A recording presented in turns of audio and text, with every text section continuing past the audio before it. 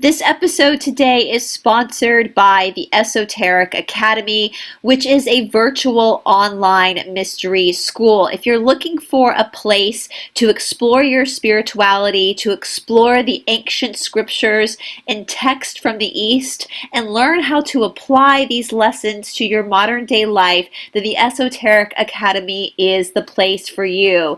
For only $25 a month, you have unlimited access to a library full of workout videos that incorporate ancient spiritual techniques into modern day movement. These workout videos not only give you a healthy body, but they also help you activate your chakra, understand your energy values, and become more grounded in your body. If you're looking for more than just the exercises, for $40 a month, you get unlimited access to all the exercise videos and access to many courses over the Bhagavad Gita, courses over the Yoga Sutras, courses over all the deep philosophy found in the Vedic text, as well as a deeper look at the Law of One and the Cassiopaeans. The Esoteric Academy also offers multiple meditations as well as a look at quantum healing. Each month you also get a live class with a master teacher on top of a live phone call and conversation with myself and other master teachers. Once you sign up for the Esoteric Academy, you do also get 7 days of a free trial to make sure that this platform is right for you. For more information on the Esoteric Academy, there is a link down in the description box below.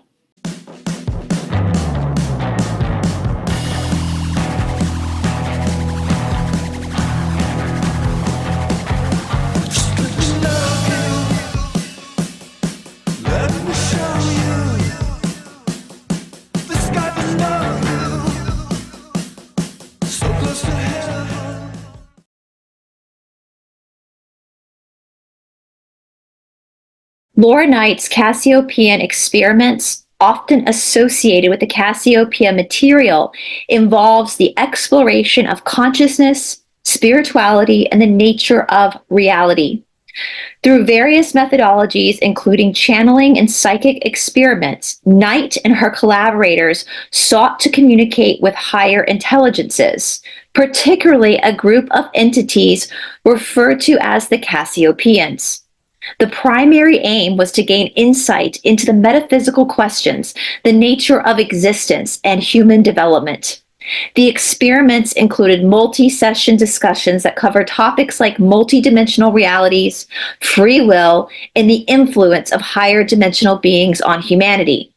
Knight recorded these sessions, which often contained profound philosophical and esoteric insights, and these records became part of a larger body of work that aimed to explore consciousness beyond conventional scientific understanding. The overall tone of the experiments reflect a blend of skepticism and deep inquiry into the nature of consciousness and our place in the universe. Laura Knight began her communication with the Cassiopaeans in 1994.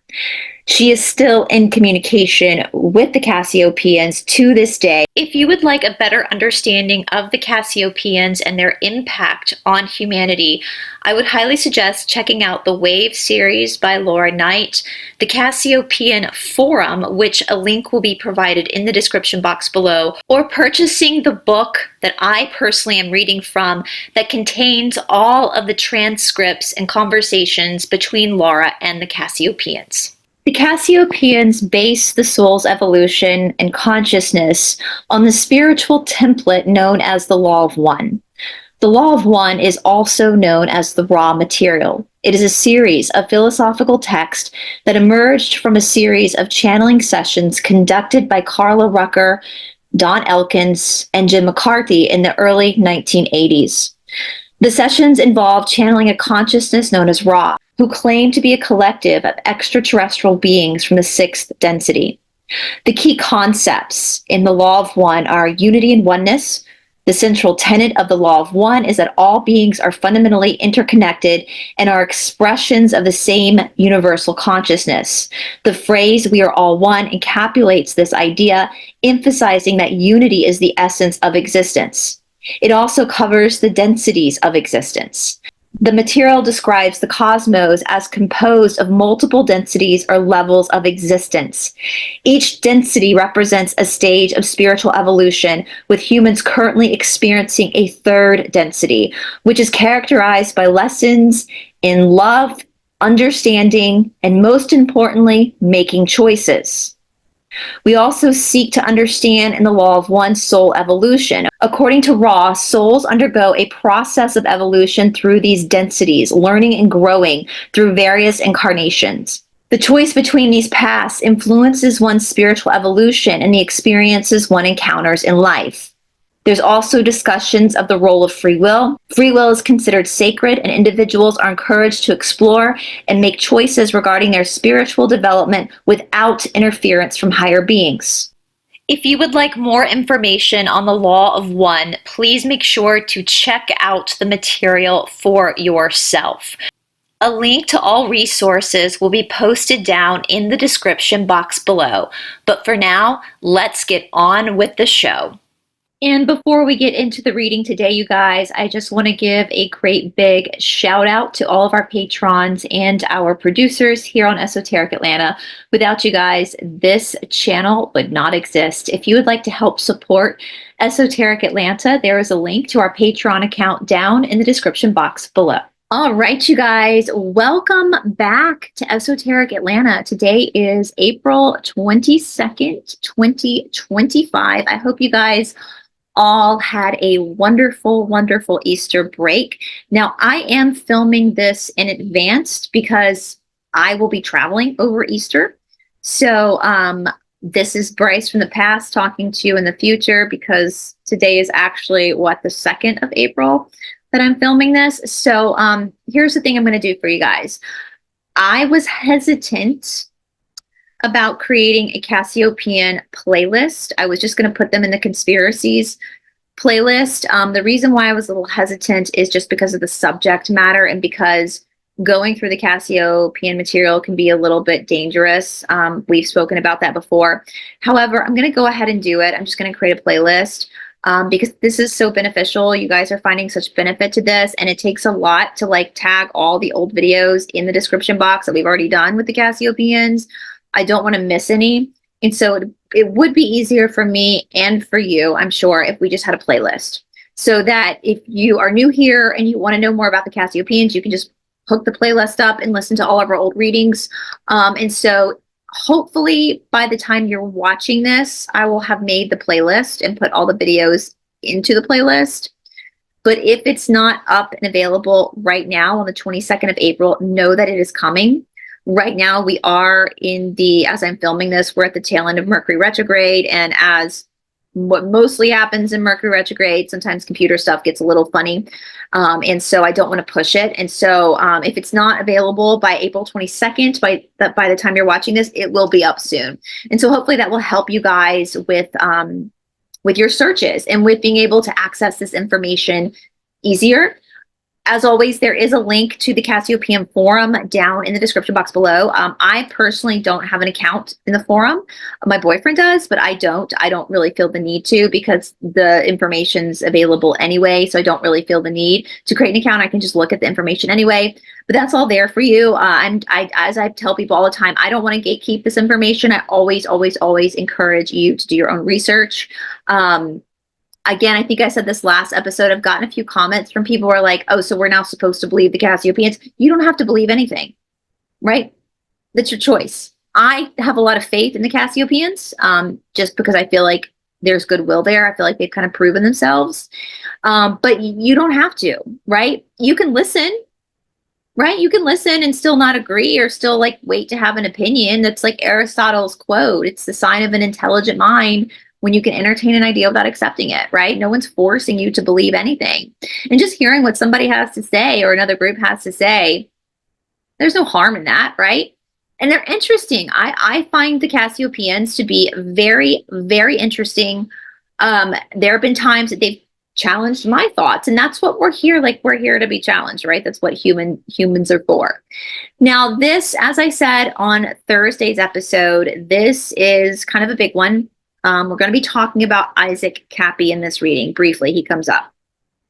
other things come up too. Obviously, every Cassiopaean reading, there's multiple different subjects spoken about.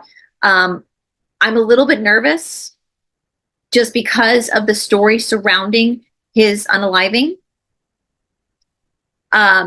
So I'm going to have to be a little bit vague, but again, the transcripts are going to be up on the screen. So if there are certain words that I can't say, just look at the screen. Also, please be mindful in the comment section.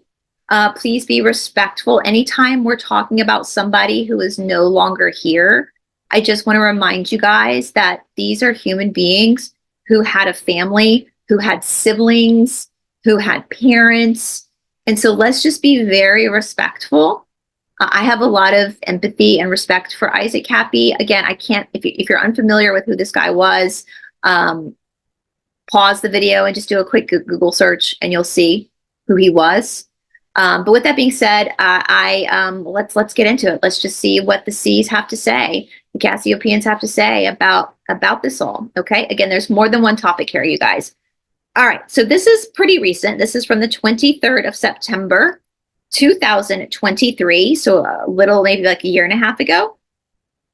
All right. So at the board is Laura, Andromeda. They're the ones working the board.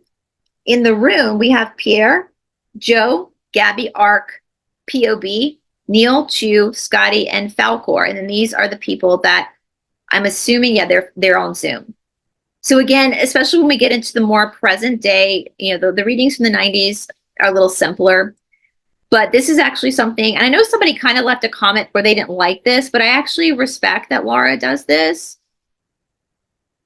I think because they want full transparency, right? Like people who have nothing to hide nothing. And so in the beginning, we see very simple conversations. But as we get closer to modern times, she writes everyone down and everything that is happening in the room gets recorded. So the conversations among themselves get recorded. If someone has to go to the bathroom, that gets recorded. If a dog barks, that gets recorded. And I know somebody commented they didn't like that. I know it can seem chaotic, but I respect that they do that because they're literally not hiding anything. And it kind of gives you an idea of what's going on in the room when this information is coming through. And now I actually do like the conversations that they have with each other because that's part of the networking. And I think that gives us a lot to consider as well, to hear what their perspectives are, especially people who are right then receiving the information in the present moment. So let's get into it. Okay, question, Laura. Okay, so let's get serious and get started because we've got some questions to cover. If you remember the last time, you guys nearly wore me out. I had to sleep for like 2 days. They're probably going to do it again. Laura, and I don't know if I'm going to need glasses or not. Well, I need them to read, but I don't need them for the board. So how am I going to navigate this? And I don't suppose that Approaching Infinity has his questions written down so that they could be printed, does he? Or does he just throw them up here on the chat? Yeah. So obviously some people don't use their real name. Obviously that's not somebody, which I've said that before, I totally respect that. That is Laura's real name. I don't know if Andromeda, if that's her real name or not. Some people, it looks like a real name. So far, we don't see them. Approaching Infinity. I could either paste them in the chat. Chew. Yeah. Laura, I would like to have them in printed form. This is nice. Referring to printed questions collected by Seek 10. Andromeda. Okay, send them over. Approaching Infinity. Who should I send them to? Andromeda, Joe, Chew. Well, there's a lot of questions here on the chat too. Laura, yeah. Chu, yeah. Laura, oh Lord, oh Lord, are we ever going to get it done? Neil, I got 10. Scotty, you got 10. Neil, yeah. Laura, who has 10? Chu, Neil. Gabby, I have 2. Laura, and here we've got a bunch, and Approaching Infinity's got a bunch, and there's a bunch already there. Well, let's see if anybody's going to even show up to answer the questions. What if they say too many questions? Forget about it. Laughter.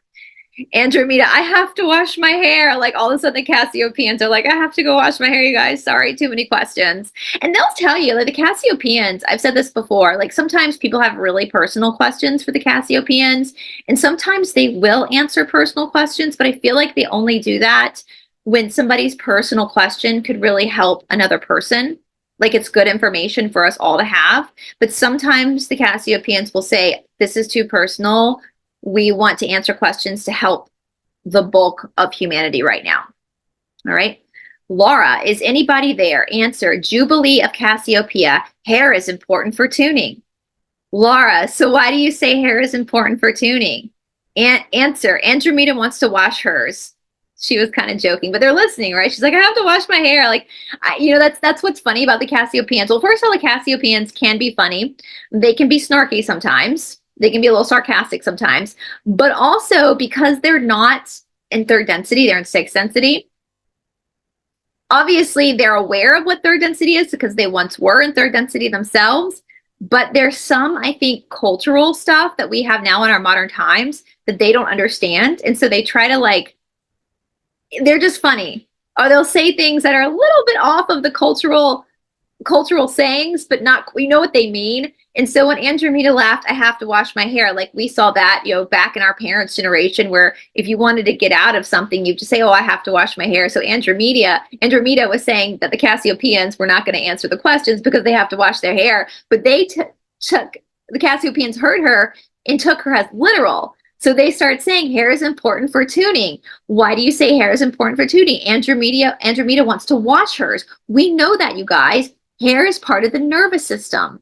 We are learning this. I mean, I think we've always known this, but there's a story from the Kiwis down in New Zealand where when they had their long hair, they could navigate the oceans, right? Without needing any type of navigational tools.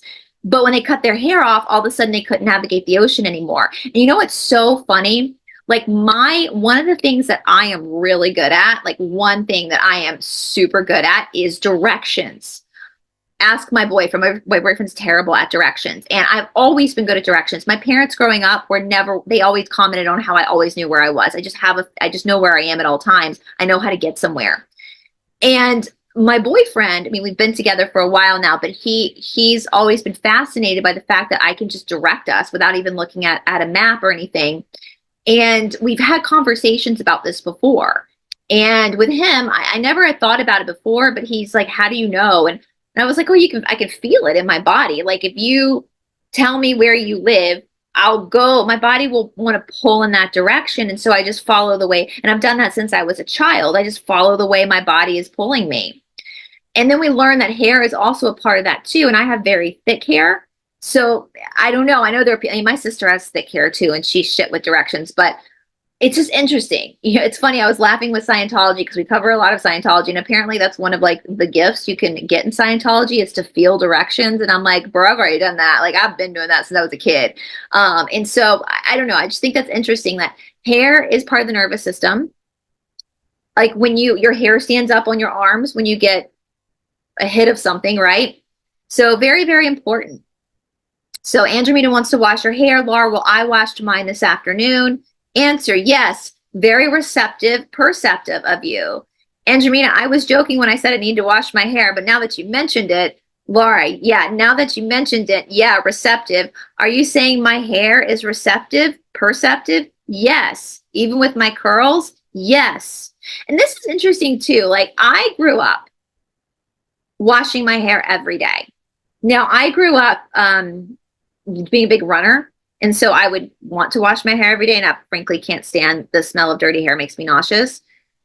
And into my 40s, I work out really hard. You guys know that I sweat a lot in the morning. And so I would just wash my hair every day.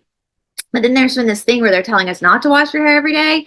And so I've been trying to go every couple of days. But now that I'm seeing the Cassiopeans, I might even rethink that now. Like we know we sweat karma out. So what if the sweat in your hair is like old karma? And if you don't wash it every day, you're like leaving that dead karma in your hair? I don't know. Just a perspective. I don't know. All right. Is that why I'm always driven to have curls? Because it increases the receptive perceptiveness? Yes. Laura, all right. Pierre, because of the spiral. Laura, the spiral, yes. All right. We have a whole slew of questions. We better stop messing around. Oh, Lord. Okay. 2/10, and I don't know who 2/10 is, but they submitted a question. 2/10. What was the cause of the recent fires that destroyed the town of Lahaina on Maui Island in Hawaii? I'm not going to say the answer. Please read it for yourself on the screen. I'll highlight it. just because of the powers that be. So if you're watching this over on RUMBLE, where we don't have to watch our words, the reason why is because this is also going to be on YT as well. So I think we knew that. What kind of beam? Does anybody know? Pierre, laser, answer yes. All right. Next, LBQ's asking this one. LBQ's, are Earth's magnetic fields excursion reversals roughly associated with a cometary asteroid impacts to the Earth's atmosphere or surface? Answer, not directly, but related, but also interactive. Laura, so why are they not directly related? Answer, reversals are related to companion star loosely, but other cosmic conditions also interact here. Question, Laura, does it have anything to do with the way our part of the galaxy bobs up and down above the plane of the ecliptic of the galaxy? Is that more related? Yes. Question, Laura, but companion star interactions are related to cometary activity, right? Answer, yes, but often long delays. Question, Pierre, and there's a reverberation also? Answer, yes. Question, Laura, anything else you want to know about that? LBQ, where are you? Where is LBQ? LBQ, I'm here. No, that's all. Laura, all right then. Joe, before we move on, the Maui answer was a bit short. Was the main reason, I'm not going to say this, guys, to further the global schmorming? Answer, only part, except more, and I can't say this word on YT. Question, Laura, it's like they're doing everything they can think of here and there. I mean, it's to distract. Joe, jerk people's chains. Laura, yeah, distract. So these people that are running the US and basically running everything into the ground, and also this word, other countries, and running them into the ground, are they doing this as part of a larger agenda, or is just their way to their drive to stay in power? Answer, the latter for many, but it is manipulated by the former. So the people who want to stay in charge. Now, I don't like the fact that they're saying distract, because with Lahaina, with Appalachia, with anytime there's a natural disaster, we'll say, for sake of a better word, people are hurt. People's lives get overturned and chaos, and so I don't like it as just for the global world. It could be a distraction for something else, but for the people it's happening to, I don't really like saying it's a distraction, because they're literally fighting for their lives at that moment, and their lives matter as well, right? I hope that makes sense. Question, Laura. So many of them doing all this stuff to stay in power. And of course, that means getting money, because money is power. And that is being manipulated by a higher agenda. In other words, their greed and their power hunger is being used by fourth density service to self entities. So demons, basically. Joe, did any of the people in Lahaina notice the effects of this schmeppen? Look at the screen, please. If you, I can't say that word. Answer, yes. Joe, is that why 60 people were found a week later sheltering in a house in Lahaina? Because they were noticing the effects? Joe, because they were terrified and didn't want to leave the house up to a week later. Laura, oh, is that why? Was there something really scary going on? Answer, yes. Question, Joe, more than just fire passing through. Laura, it could have been some kind of psychological effect even. Neil, did the police in Lahaina deliberately send them back into the fire because they were instructed to do so? Answer, why, yes. That's disgusting. That's disgusting. Question, Neil, to increase the TEROR, I guess. Answer, yes. Question, Joe, very nasty people. Laura, they're evil. POB, was the flood in Lahaina, was the flood in Libya man-made? No. Question, Joe, there was a storm and 2 dams burst. Laura, here's a question from Upirios. I don't know who Upirios is. I think it's not framed as a question. I'm going to read it a little differently. Are there various CO2 sequestration plans that the PBT want to implement part of the terraforming process for different species to inhabit the planet? their makeup being affected by CO2 in the atmosphere. Laura, so is this part of the terraforming?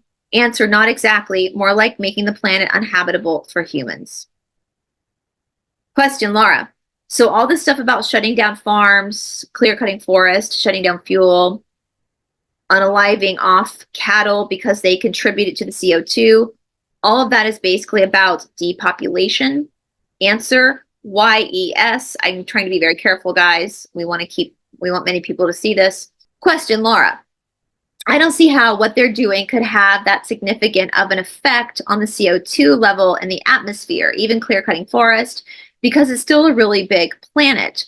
There are all kinds of things that are producing CO2 like crazy. I mean, there are ridiculous efforts to reduce CO2 in the face of all the things that are producing it that are not humans is pathetic. Okay, Uperios is asking a personal question here. Do we know Uperios? Chew, he's not on the private board. Laura, well, he has a little concern here, so I'm going to let this one slide. He says, did SD, my recently deceased crew member, transition to the other side? Laura, well, I guess what he's trying to ask is, did he go properly or is he still hanging around? Is that it? So did he transition peacefully and correctly? Answer, yes. Question, Laura, and he's a little concerned because he administered an adrenaline and part of the team that administered the first aid, chest compression, CPR, etc. So he's wondering if what he did was helpful or detrimental to him. Neither. It was his choice to go. Okay. J. Geopolitics. What is the distance from Earth to the closest planet populated by other 3D beings? Laura, I think that's covered in one of the previous sessions from a long time ago. I mean, they didn't give us the distance of the planet, but they told us there are however many planets and so on. Well, what's the distance to the closest one? Answer, 100 light years. Question, Joe, that's pretty far.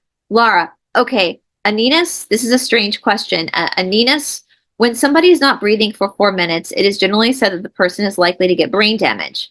Yet, we read of accounts of near-death experiences where some are left not breathing for much longer and are considered dead, yet they come back with no brain damage at all, with miraculous healings taking place. Has this something to do with souled beings versus OP? So, souled beings, for people who are new here, 50% of the population has a soul.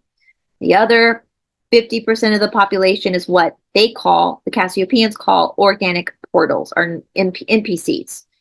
They're just basically walking meat suits with no soul. So she's saying, is it easier for a souled being to re-inhabit a body after the body has had a near-death experience? And is that the difference? The answer is yes. If yes, then there are those miraculous healings due to past reconnecting at a soul level with their lesson plan? Yes. Okay, so I'm going to stop this right here. I wasn't going to actually do this because I did play a little commercial at the beginning of this for the Esoteric Academy. However, I'm going to actually put in one of Todd's, a longer section of Todd's interviews that you guys probably heard before. If you want the full interview is almost 2 hours. It's over on the Esoteric Academy because Todd is a huge student of the Law of One and the Cassiopaeans, and he has been for a couple of decades now. So he's been studying this material for a really long time. And they actually talk about this. Paula and Todd talk about this in their conversation. So I'm going to insert that right here. Not solely for advertisement purposes, but just for you guys to hear what he has to say as well. Now, again, if you want to join us on the Esoteric Academy, we would love to have you. All that information is down in the description box below. But if you're new here and you're confused about souled people, SOULED versus OPs, that might be a good place for you to start kind of figuring out what that is. Now, I will say, they do say that if you are attracted to this work, most likely you have a soul. Makes sense, right? Then you have to see it through. So you're stuck in the cycle, and you're redoing there, because the fallen angels are us. When they talk about the fallen angels, that is us. We are the fallen. Oh, right. That's how we're tricked. We're up there in another realm in our innocence. And then the Lizzies, as they call them, said, hey, you all want to try this?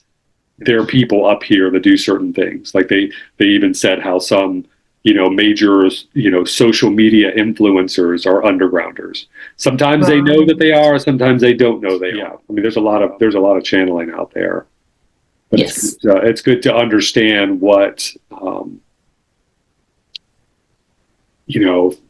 understand how to recognize legitimate channeling from not so legitimate. Or I'll see certain things in the media, or certain things happening in the world, and it'll bring up a memory of like, oh, the Cassiopaeans or raw material, they talked about that.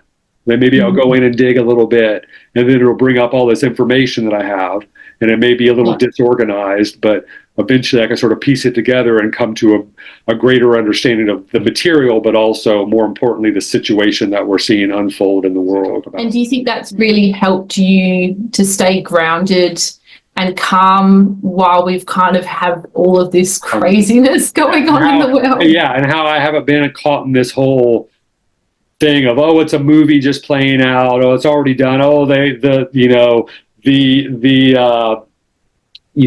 elite controllers or whatever, they've already, surrendered, and we're just have to play this out for the population. It's like bullshit. Like it lacks a foundational understanding of the service to self path. They're never going to give up. Never. Yeah. It just, and so, understanding these fundamental things about both sides is so important. And that's why the Cassiopaeans constantly say, knowledge is going to protect you.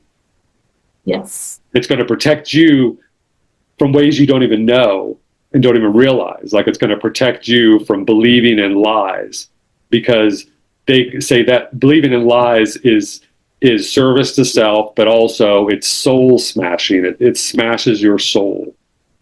The more lies you believe in, and the more deeply you ascribe to those lies, the deeper you believe in those lies, the closer you hold those lies, the more you're smashing your soul.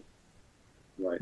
Oh yeah, there was another question down there about selling your soul. Yes, I think. And so I was just touching on that about believing in lies. That's selling your soul when you deeply believe in the lies.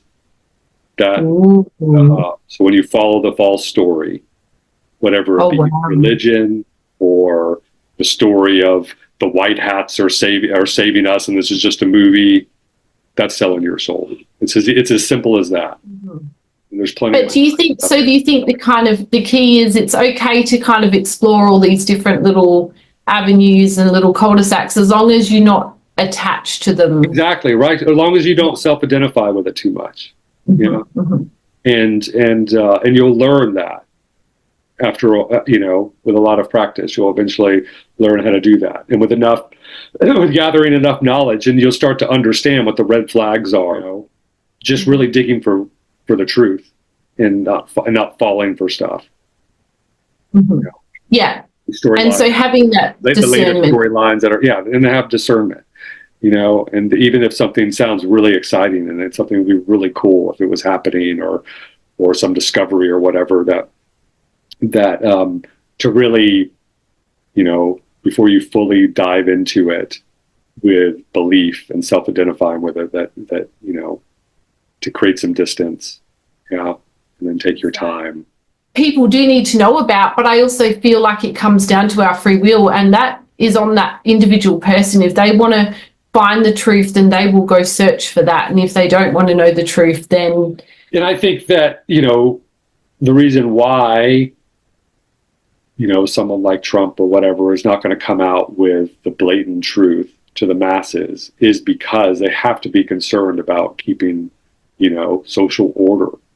Yeah, because it would go nuts. Oh, absolutely nuts. Absolutely. And then that would just be horrible for everyday people to try and, I don't want that to happen. So, and of course we want to see these justice served to these people that pushed all of this. But I think there's more creative ways that they could bring those people to heal and to find justice, instead of going with the route of exposing the whole thing. Because if these people committed these crimes, they've also committed other crimes that are just as bad. That isn't going to cause, that they could be brought in on charges that isn't going to cause social unrest. Because trust me, I've thought about this a lot, about the truth coming out, and it needs to come out and all of that. And I've realized, like, actually, we got to be careful with that. Because once the cat's out of the bag, that's it. Just think about just local law enforcement and how easily the population can overwhelm them. And before you know it, it's no longer about justice for the crimes that were committed through or whatever. Then it's just vigilantes out there, opportunists out there, robbing, looting, whatever, just, random violence. It's like, forget about the vindication, forget about everyone knowing the truth and thinking that, just because the lights turned on doesn't mean someone's going to wake up out of their sleep, and so you got to think about all the implications of this. And I think that's probably why the Trump administration does have to be careful about what they're releasing, and realize this, or I'll be watching something and I'll be like, if only they'd just seen this and understand what I was talking about. But I think you just get to the point where you're like, at the end of the day, does it really matter? Like, you're right. Like, we saw the truth. We did what was right for us and our family. And there's, they have their own consequences and their own karma to deal with the decisions that they've made. That's kind of on them. Yeah, and justice will eventually come around. But what I've realized throughout the years is that, justice is served in its own time. And usually by the time that justice is served, it doesn't feel quite as good as you expected it to feel, because it takes so long. It's like by the time that it happens, it's like, man, I've already gotten over that. But it's glad. I've moved on. Yeah, I'm glad to know that justice was served, but very, very rarely is justice served in the moment where you want it served, and it would be the most potent, which is unfortunate, but that's usually the way that it goes, because you're dealing with someone else's, karma and lessons that they have to learn. And so the universe is always going to give them the time, to learn the lesson, as karma is served very slowly in its own way. All right. So hopefully that longer clip from his interview answered some questions, gave some people some clarity. Again, the longer interview is down in the Esoteric Academy. All the information is down below. You do get 7 days of a free trial. So if you just want to sign on just to see what it's about for 7 days, you get 7 days to play with the Academy on the website before you have to commit. So all that's down there. Okay, Laura. All right. Eustace has some questions, which I'm going to break down. Eustace, are there couple relationships in fourth density? Answer, yes. Are they as vital and important as in third density? More so. Laura, well, that's a surprise. Is there still procreation in fourth density for service to others? So, now this is interesting, because we know that how we procreate is different than the hokey pokey, I'm assuming, but they're still saying that there is that connection between couples. Very interesting, because this level, it's all based off of the hokey pokey and more stuff. Like, my partner's like my best friend. Like, it's not, I trust him more than anyone, right? So, this is interesting. Okay. And do we meet physically in fourth density? More or less, as one chooses. All right, that's the one. Does that mean fourth density service to self just makes babies in a lab? They try. So maybe they are saying we do the hokey pokey to make babies in fourth density for service to others, but we know they're trying to do that here on planet Earth in third density. Laura, but we know that fourth density service to self makes babies in labs because they do it in underground. I'm not going to finish that. Is that it? Answer, yes. Are they unable to procreate physically among themselves? Yes. Question, Laura, what was unable, right? Question, Laura, that was unable, right? They are unable? Yes, Laura. And that's why you previously said that their race was basically going extinct, and they're seeking to, or tinkering by getting DNA from us and who knows where else to make the perfect, is part of the reason why they can't procreate, because they're so what would you call it? Entropic? Answer, yes. Question, Joe. Well, they disconnected from a source of creative energy or something like that? Answer, yes. Question, Laura. Approaching Infinity ask. Approaching Infinity. In an earlier session, you said that there had been a treaty between aliens and the U.S. government, but that has not been in effect because the U.S. had been tricked. This realization came in 1972. Laura. Well, that's oddly, but it had not been in effect. Okay, I think what they said was that there was some treaty between aliens, the US government, but the aliens weren't really meeting their side of the treaty, and the US government didn't realize until 1972. So, approaching infinity. 1972 was the year of Watergate, the creation of the Stargate remote viewing program, the year the NSA allegedly started monitoring for UFO allegations worldwide, allegedly the year crash retrieval study transference from the military to provide aerospace, and the year the final NASA, I'm trying to be careful, guys, Apollo mission. 1973 was the year of the Nixon Gleason UFO alien body meeting, the year that the Air Force almost gave I need to be careful with some of this, guys, so I'm just going to highlight the rest of this. What did the aliens do or not do to make this clear to those in the know? Laura. Okay, I guess the question applies to is what did the aliens do or not do to make the fact that they were not meeting their approaching infinity? What the heck are you writing here? Approaching infinity. Yeah, that's my question. Basically, what happened in 1972 to make it clear to the U.S. that the treaty was a fraud?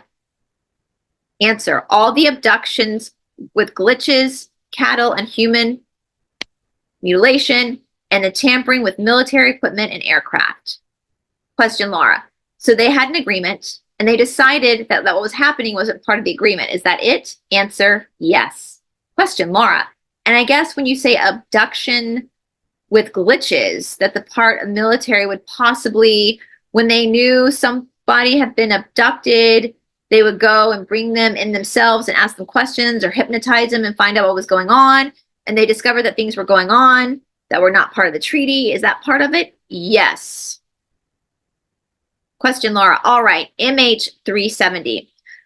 Approaching Infinity. Who created the two videos allegedly of MH370 showing a plane being encircled by a flying metallic orb and hijacked Joe and disappeared off the video screen?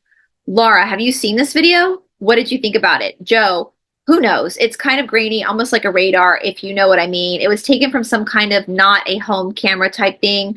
So it's kind of black and white, more or less. Plane flying across the sky at a distance. Small screen with the plane flying across. Some round orbs appeared circling it, like 2 or 3. And then after that, 10 or 20 seconds of what happened, it just goes. A flash happens, and then the plane is gone. Laura, didn't we ask about MH370 before? Not about this video. It's whether or not it's a video of it actually disappearing into where they say it disappeared to, which is another dimension. Laura, and the sea said it disappeared into another dimension. Joe, yes. Laura, so here's a video that shows what happened, and Approaching Infinity wants to know if that video was authentic. Andromeda, where was it taken from? Joe, it just appeared. No one knows. No one knows anything about it. Was it taken from the ground or from the air? It's hard to tell because there's no foreground. It could just be the air. Neil, it was uploaded in 2014 in May by an unknown source. Joe, like a month later. Laura, how come I never saw it? Joe, it's on the forum. Laura, well, why don't people tell me about this stuff? I can't read every thread. Joe, I know, but there's so much stuff going around. It's hard to know what's important. Laura, well, I guess the important question there is, are any elements of this video footage genuine? Answer, yes. Question, Joe, so does it actually show MH370 disappearing? No. Question, Laura, does it show another plane disappearing the way MH370 was supposed to have? Yes. Joe, was it a commercial airliner? No.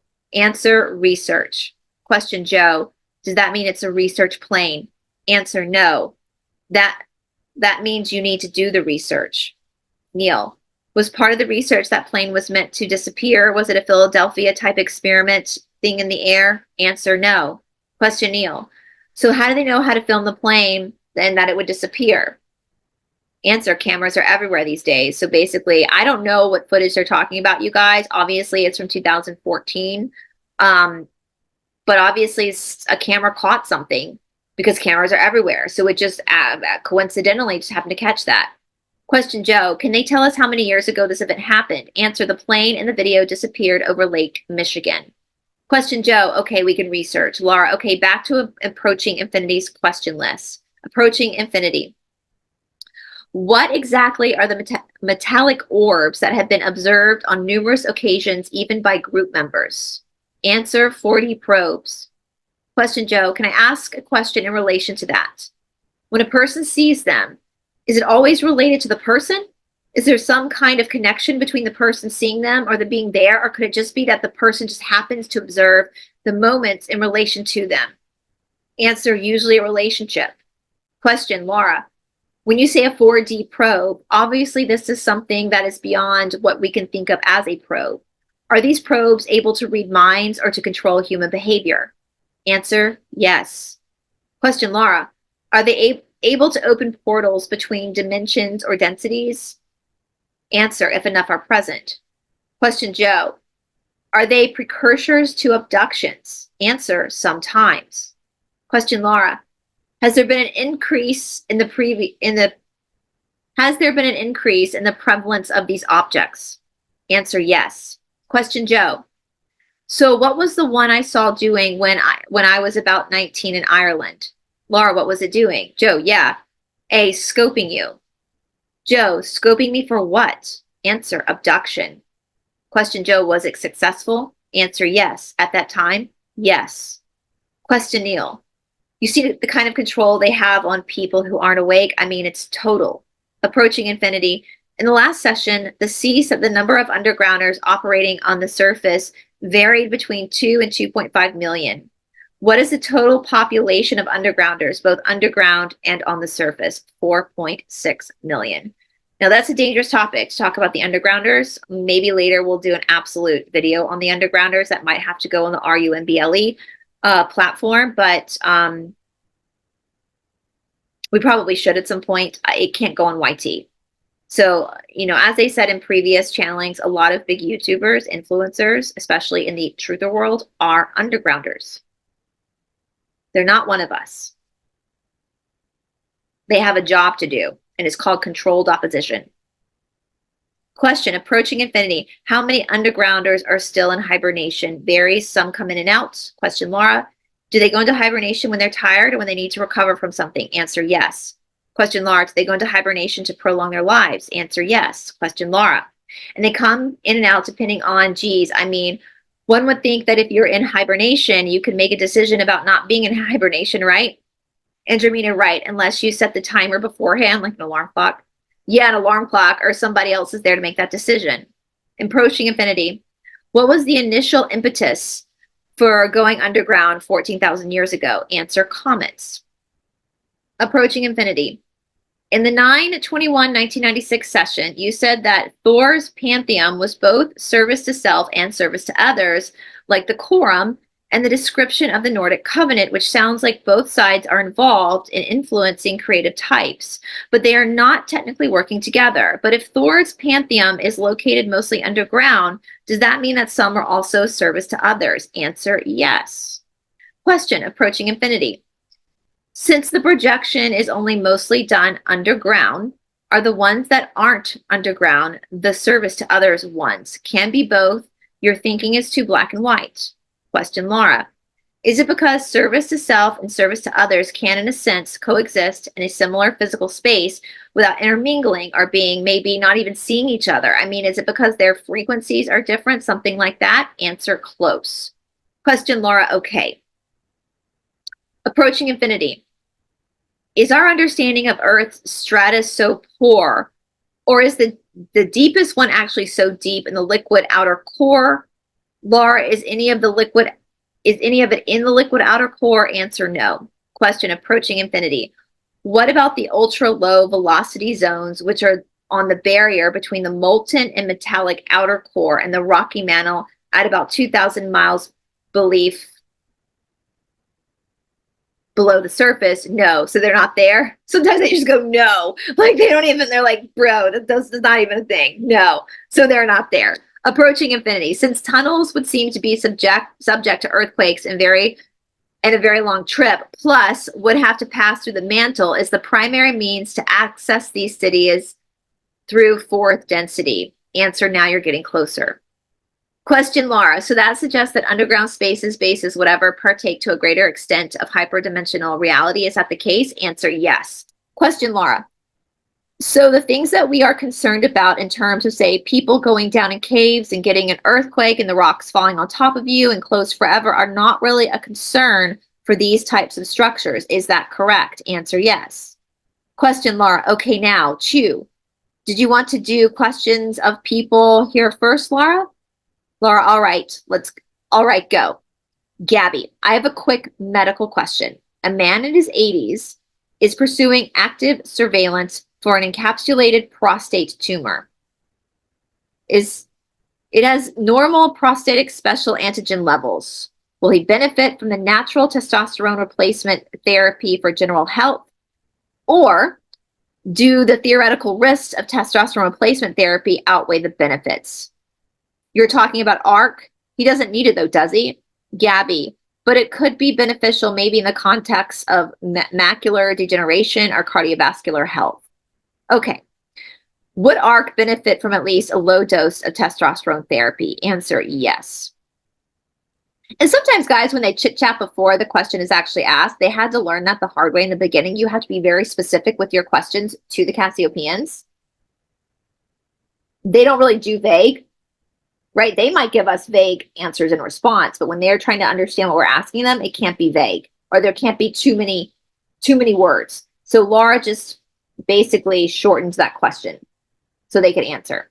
Question, Gabby. When a person over 60 years old has systolic high blood pressure, we know that the data suggests that normalizing their blood pressure values means that there will be less mortality, less cardiovascular events, etc.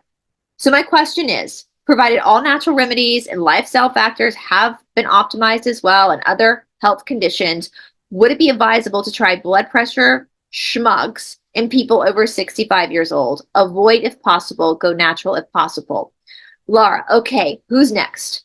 Joe, I just want to ask about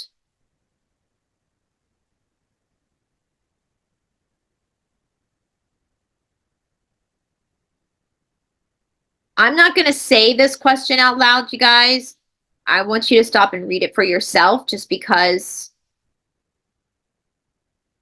of the question. So the answer is an inside job. PUTIN was aware of it, I presume. Yes. What else? Was the RUSSIN ROCKET to the moon sabotaged? Yes. Why? Keep Russia down and embarrassed. How was it done? Remote activated EM pulse. Did the French general Jean-Louis Jorlien, am I saying that last name right? Jean-Louis Jorlien, really unalive, as reported by falling down during a hike alone in the Pyrenees? No. Was he schmurdered? No. It has been suggested by the Russians that he actually was unalived fighting in Ukraine. Is that true? Yes. Holy smokes. The Russians also claimed that an American general who was officially reported as unaliving solo while flying his place, in fact, unalived while fighting in Ukraine. Is that true? Yes. Oh my God. That's 2 senior generals. That's crazy. Has this happened to many other senior NATO military figures? Have they actually unalived fighting in Ukraine? Sorry, guys. I know that's complicated to have to spell these words and use substitute words, but them's just the way things are right now. So I think you guys understand why. Yes. So if it helps you to look at the board with me, that's why the board is up. Question, Joe. Is there a mold problem in this house that's negatively affecting our health? To some extent, yes. Andromeda is taking The Pau de Acra helping with, yes, mold effects, almost everyone. All right. Y'all are all done. Can I go to the member questions on the chat now? All right. Zermans. Do descendants of undergrounders who stay on the surface usually inherit their genetic tweaks and are being programmed by 4D service to self with some new mission? Answer yes. Zermans. How many descendants of undergrounders are there on the surface of the earth at the moment, and what percentage of them are psychopaths? Laura, how many descendants of undergrounders? Well, that would be quite a lot. I mean, because if they're like descendants, you have to have 2 parents, you have 4 grandparents, you have whatever. It could be like millions of them, multiple millions. Is that correct? Answer yes. That might be all of the organic portals, guys. And Jamita, how many of them are psychopaths? Same as regular population. Many of you are such descendants. That's interesting. So this then goes back to the whole yoga thing, right? Prakriti Purusha. The body is not the soul. So many of us could be descendants of undergrounders, but we actually have a soul. That opens up a whole bigger discussion. And again, if that's something you're confused about, we have many courses on that on the Esoteric Academy. Question, Laura. I mean, if they've been popping out on undergrounders for thousands of years, how are you going to avoid it? Zizermans. Was Schmittler an undergrounder or a descendant of one? Answer no. Laura, okay, next.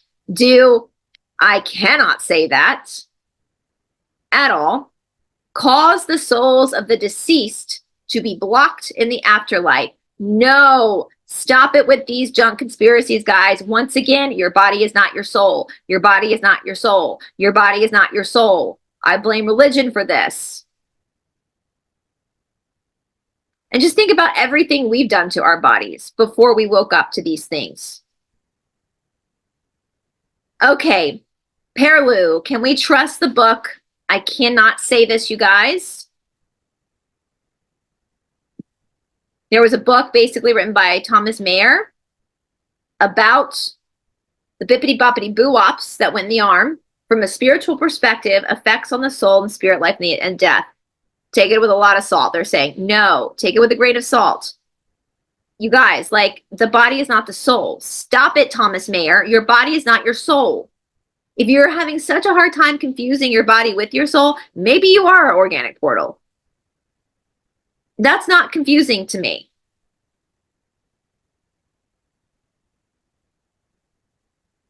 What happens to our deceased pet? I'm not going to say that word, but I think she means, is it the same thing that happens when they just leave naturally? Yes. Did Neil Armstrong, this is interesting, take first steps on the moon on July 6th of 1969? Yes. Now, Todd talks about this in that interview. The footage we have obviously is not the real footage. It's faked.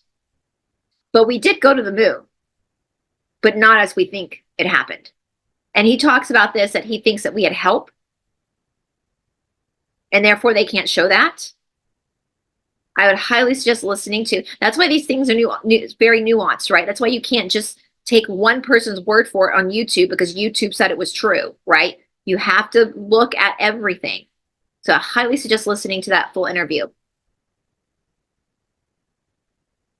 Okay, question, Ryan. Are Juradev's astral and mental bodies just metaphors for different stages of development of the psychic conscious body? Yes. Question, Ryan.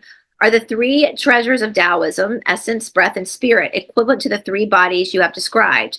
Physical, psychic consciousness, and higher soul family? Answer, close. Question, Ryan. You have described the pituitary gland and the uplink to the higher densities in the information field, and Pierre has outlined a process by which bio-photons connect to that information field. Are bio-photons the primary means by which the pituitary engages this uplink and transmits information? Yes. Question, Ryan. Also, are there secondary uplinks to the higher density information field, and what psychology structures might reflect them at? Whole body through DNA. Laura, okay, hold on a second. The DNA is what connects? Okay. It is a white coloring of mass beneath the tongue, an indicator of prostate cancer. Answer, no. Is that something that should be checked out? Answer, yes. Question. What was it that attacked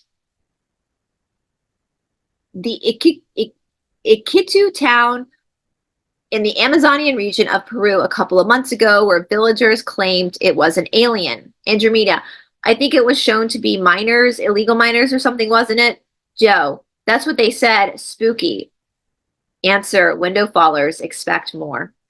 We've talked about window fallers before, guys. So because we're transferring into fourth density, all of these bad guys from fourth density have been able to like move around us without us seeing them. But because the veil is thinning, we're able to now see them sometimes, but they don't mean for us to see them. So it's like, oops, uh-oh, you know, whoopsie. And so the Cassiopaeans call them window fallers. Like they fell out of a window unexpectedly. They're like, oh God, you can see me. You can see me.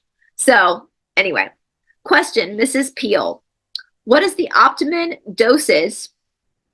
I'm not going to read this, guys, just because of YT. So please look at the computer screen or your screen of your phone, wherever you're watching this, and read that. We have a thread about that on the forum. So Gabby says we have a thread about the forum that with the doses and things like that for everybody, it varies upon tolerance. Some people prefer to go, go, go. Others prefer to take a break. I think it varies. Is Gabby right that it varies and the person has to experiment individually? Of course, duh. Yes, everybody's going to be a little bit different. Question, Laura, everybody is different, so read the thread. And if you can see and if you can find a place to start, or either move up or down.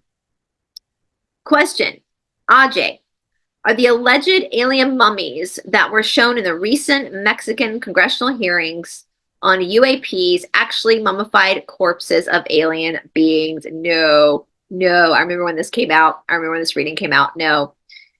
Ajay, are they, as some have suggested, something put together from parts of animals and or people to give the appearance of being real bodies of some alien creatures? Answer, close enough. Question, Laura. Do you know what bothered me about them? They look like E.T. Yeah, they look like E.T. and they were tiny. Zermans, where did the order to unalive? I'm just going to highlight this, you guys. That would be telling. Questions Zerman has.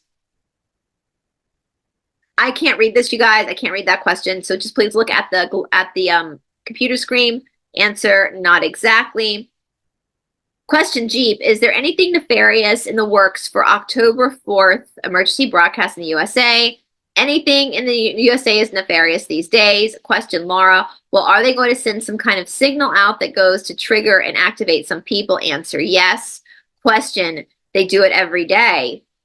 The Travel Channel recently featured multiple episodes relating to many bizarre and otherworldly happenings in national parks, including what we know as the missing 411 disappearances, the existence of portals, other realm dimensions, space-time tears, strange creatures, greys, reptilians, UFOs, underground bases, and below-surface human hybrids. And that fear and suffering is inflicted upon humans for food. Pretty much spilled the beans. Was this intended to be a soft disclosure of sorts? Not so soft from our perspective, but they're getting people used to some of this weird stuff. During the siege of Alesia, is it true that Julius Caesar did not allow children, women, and the injured from leaving the city? Yes. If so, why? Kept the burden on the enemy. Question. Yeah, you've got to understand you can't judge that from our perspective and our morals and socialized views today. I mean, if life simply wasn't perceived the same way then as it is now, we don't know what we're right and wrong. And we don't know that we're right and they were wrong. From many perspectives, sometimes they seem to be more right than we are. Question. So is the root cause of the karmic conflict between the US and Russia, Atlantis, and the people unknown and so on? Yes. So I've known this, that it's because of Atlantis, that the US and Russia are the two big players right now. It's because of Atlantis. Question. Was it something that happened on Kentek that eventually led to its destruction? No. Zermans. Who owns, we'll say, the rock that is black? Laura, that is the $24,000 question, or is it the $64,000 question? That's the $64 trillion question. Officially, well, they've got a CEO and all that. They all own each other. I mean, that's an impossible to answer question. So she pulled from the session of the 20th of October, 1994. We've done this before. So in the session of the 20th of October, 1994, Laura asked the following. Who built the city of Mohenjo-Daro? Lizards directly. Katimundi legend ties into the city directly. Look at the illustrations on stones now. Who is Katimundi? Other deity of the lizards worshipped by the Atlanteans and their descendants because of the direct contact with human for 1,000 years. Now, the name of the deity sounds very, very familiar to the Aztec language called Nahuatl. Coincidentally or not, they worshipped a goddess called Coatlicue, which means serpent skirt. Was this the same entity? Yes. Was Proto-Nahuatl the Atlantean language or one of them? Latter. Why were the lizard beings able to coexist with us back then but can't directly do it now? Cosmic environment was different. Is there a secret underground high-speed train system in the USA operated by either magnetic levitation or vacuum tubes? Yes. Who unalived Iwana Zorek? I know I'm not saying that right, but I don't know who that is. But obviously, Laura doesn't know who this person is. I have no clue who this person is. Don't know anything about it. Therefore, it's a useless question because there's no information given. You won't get anything back. Garbage in, garbage back. On September 2nd, 2023, it was the 25th anniversary of Swissair Flight 111's fateful crash into the ocean at Peggy's Cove, Nova Scotia, taking all passengers on board. The flight originated from JFK Airport, with the crash investigated by both the RCMP, represented by senior investigator Tom Jube, and then handed off under protest by the investigator to the TSB, who concluded the clause was electrical and mylar. The RCMP investigator seemed to have evidence of high concentrations of magnesium, an indicator for an incendiary device. This was documented by Jube in his book that also claims he was railroaded by senior political officials and the RCMP commissioner. Question. Was Tom's investigation leading in the right direction? Sabotage? Yes. If yes, was it due to any particular people or material on board the flight as listed by Jube as possible reasons? Answer, yes. Question. This evidence suggests U.S. Alphabet Agency, the three-letter agency, meddling. That was a cover-up? Yeah. What has happened to people who started speaking in different accents or languages following a stroke? Answer, accessing information. Question, Laura. So you're saying that it is like they're changing their antenna and they're accessing something that it? Answer, yes. When you say that, do you mean they could also be accessing something like a past life? Answer, yes. Or a parallel life? Yes. Any number of answers to that. Will the PBT initiate a financial crash to enforce the abolition of cash? Yes. How many couples on the planet currently fit the objective criteria for polar opposites or soulmates? Different concepts, many soulmates, few polar opposites who are also generally the same soul. So polar opposites are like one soul and two bodies. Yes, but soulmates not necessarily. Right. Okay. Who is making these questions or who's asking these questions? Ryan. Didn't I teach you better, Ryan? Ryan, in 2015, you mentioned to Pierre that his previous relationship could have been more than you could have imagined presently if you had been capable of carrying the energies. Is there any kind of special preparation men and women can do to enable themselves to carry such energies beyond self-work as we currently know the process? No. Does this have any kind of relation to authentic Tantra tradition? No. Is Taoist Shmeshwal yoga the Chinese equivalent of Tantra? No. I already Googled yoga, you guys. They never talk about yoga. I'm like, why? It's been 31 years, bro. And Tantra, there's such a misunderstanding. It's one partner. One. That's it. Your whole life. One. Okay. Laura, barking up the wrong tree. In a previous session, July 17, 2022, you described Qi as being mainly the organization of molecules within the information field. Does the geometry of movement within practices such as Tai Chi, Qigong, activate a flow of this organizing principle in a similar way to the symbols in Reiki? Yes. So they'll talk about Tai Chi and Qigong, but not actual yoga. Right, Ryan. If so, could certain tantric shmeshual positions serve a geometric activator of chi in the same way? No. Mainly, even though there is value with two people, it's mainly your own shit. Like,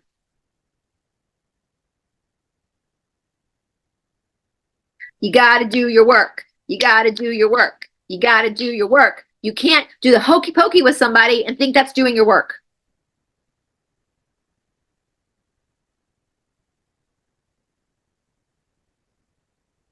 Brahmacharya.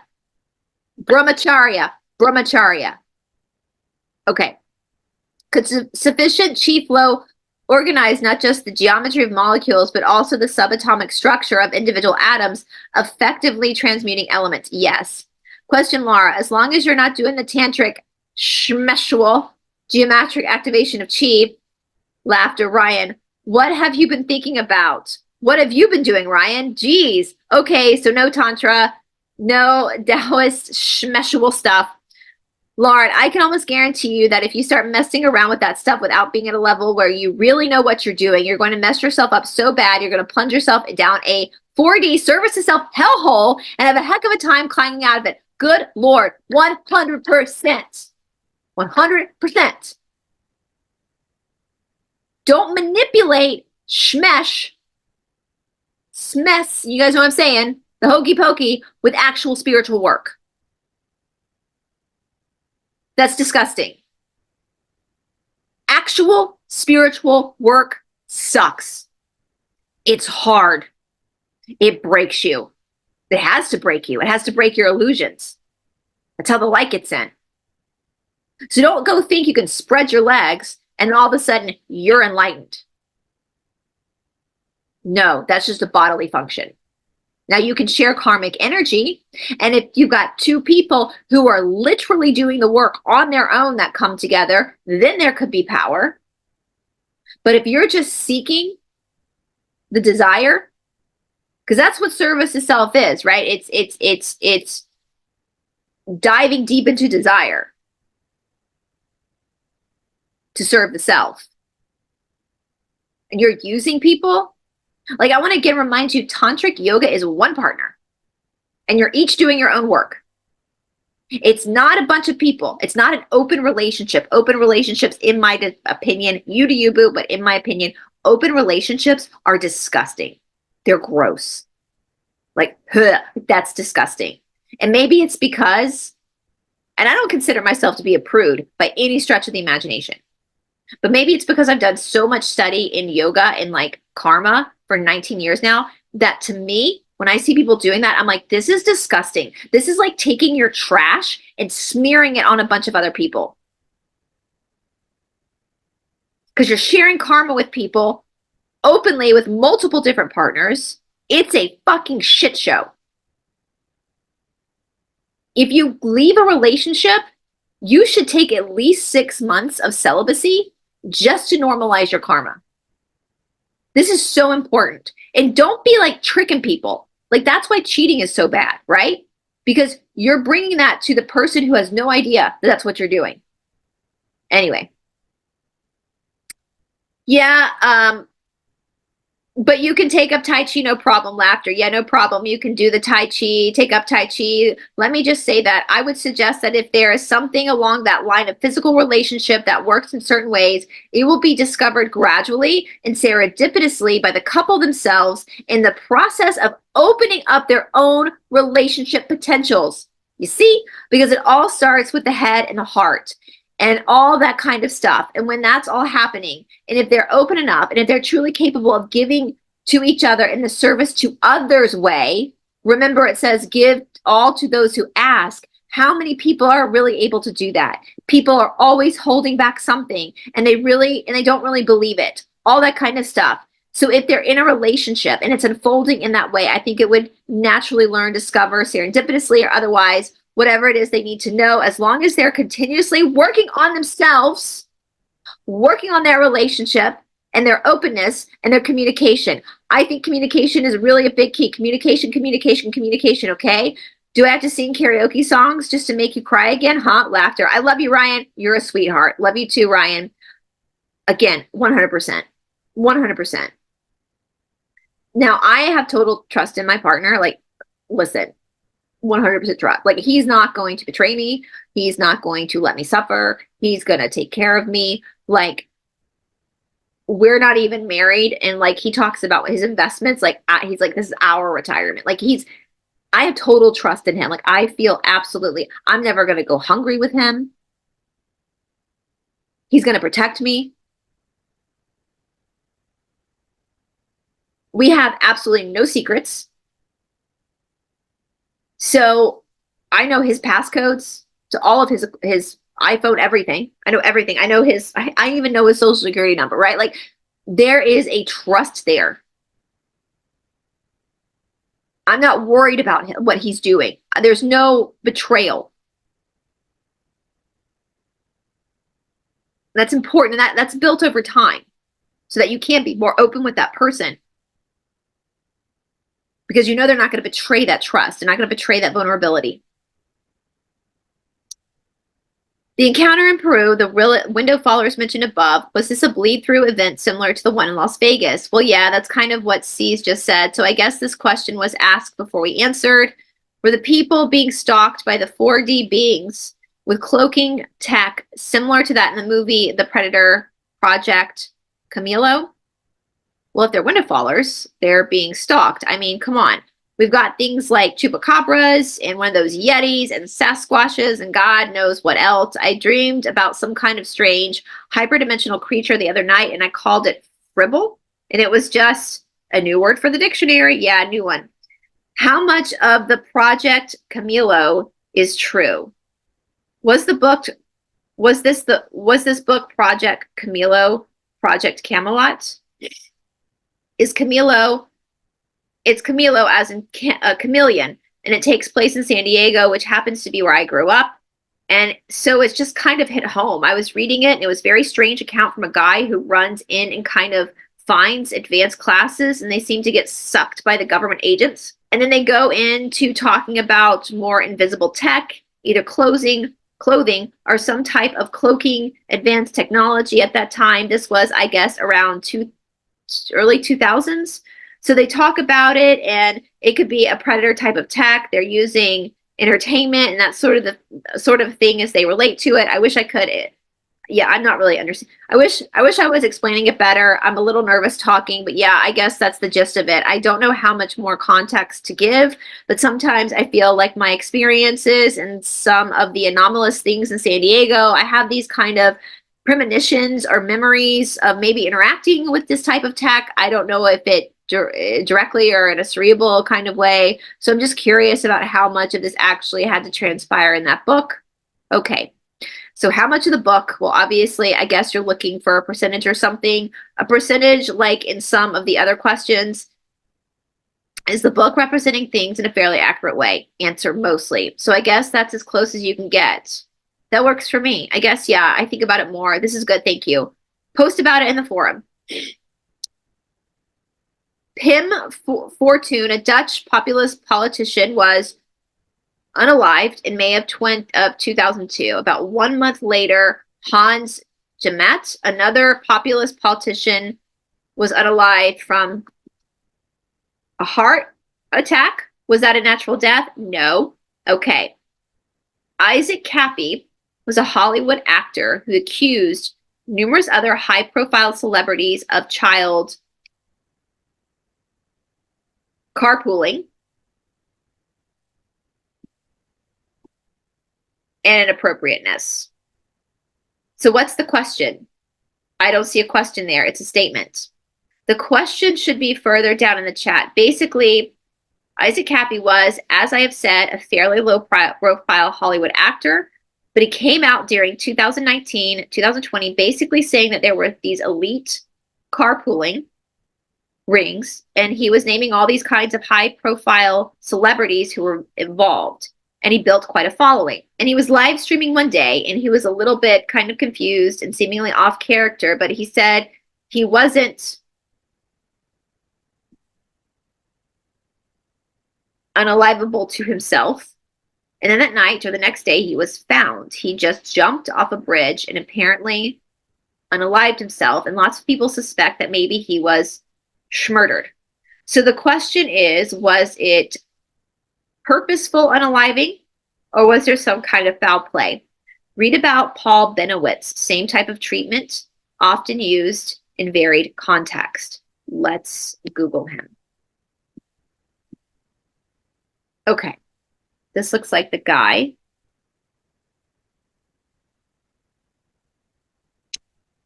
Paul Frederick Benowitz Jr. was born September 29th, 1927, and left on June 23rd, 2003, was an American businessman and UFO investigator. According to some sources, Benowitz was the target of a government disinformation campaign that ultimately led to his psychiatric hospitalization.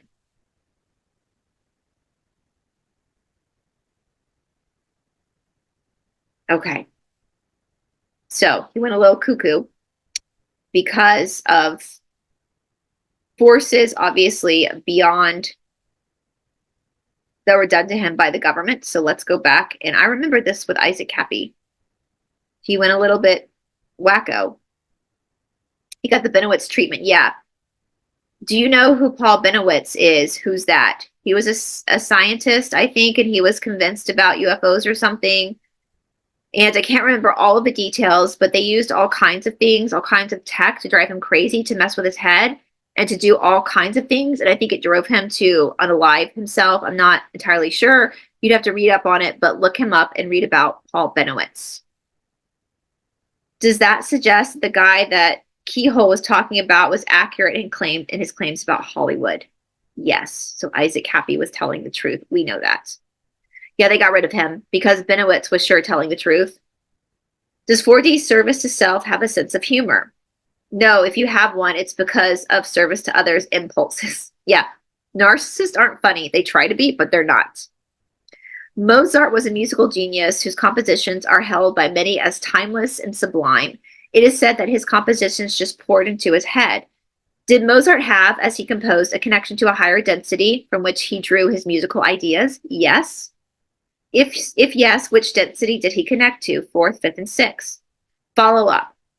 What was it about Mozart that made these super abilities possible? Genetic fluid.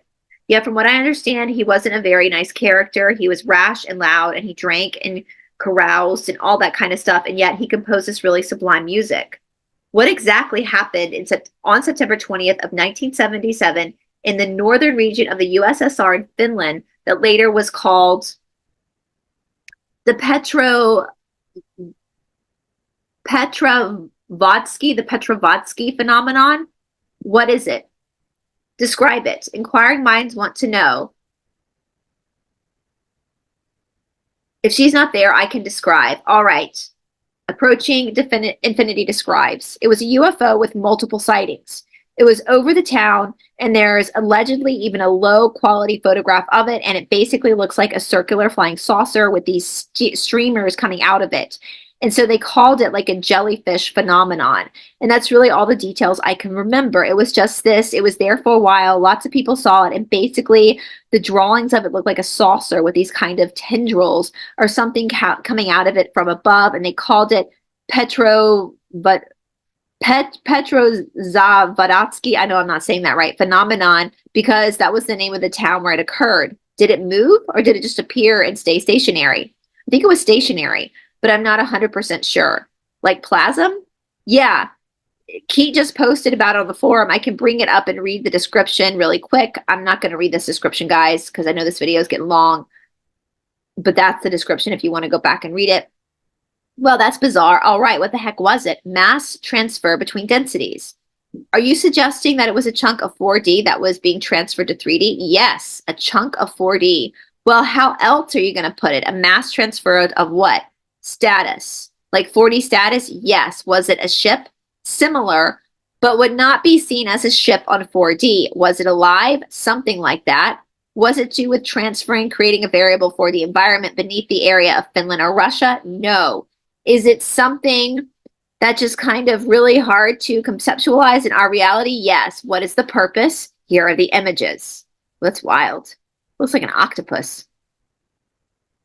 And why did it happen? Is that a picture or a drawing? It looks like a photo.